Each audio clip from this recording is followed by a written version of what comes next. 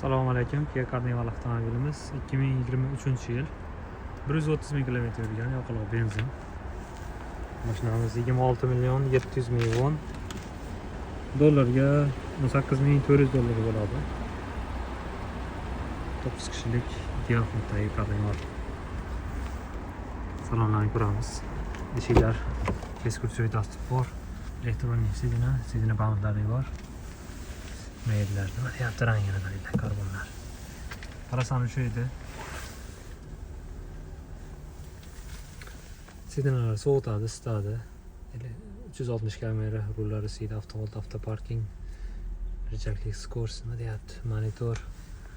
Ideal holatdagi Kia Carnival.